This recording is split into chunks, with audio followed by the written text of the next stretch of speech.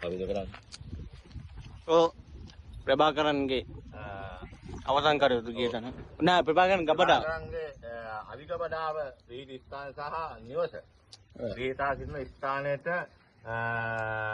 අපේ ත්‍රිවිධ හමුදා සහ නේවික යාපෝස් කාබල හමුදාව විසින් එල්ල කරන T56 මේ ප්‍රබල ගිනිය වලින් සිදුරුණු ඒ තව තමයි මේ තියෙන්නේ ගබඩාවේ මුල් දොරටුව තමයි මේ විවර කරන්න හදන්නේ. ඔව් තාක්ෂණිකමතකින් රස්සානුමතකින් මේ තාම යතුරු හොයා ගන්න බෑ ගබඩාවේ යතුරු ගොඩයි.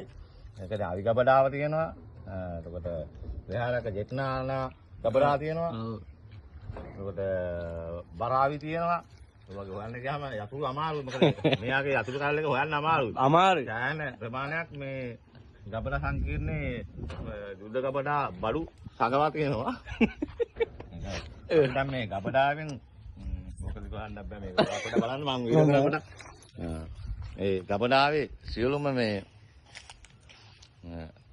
යතුරු මල්ලක් තියෙන්නේ. මේ මල්ලේ ගබඩා කරලා තියෙන අවි ගබඩාවේ යතුරු ඉවර කරන්නට සෑහෙන වෙරදරන අපේ වීර සොල්දාදුවෙක් තමයි ඉන්න සොල්දාදුවා ඉවර කරා දැන් වොන් අවි ගබඩාවේ අවිය හොයාගෙන තමයි යන්නේ අපි T56 සහ බරාවි තමයි හොයන්න යන්නේ. ඔබට කොහෙද දන්නවක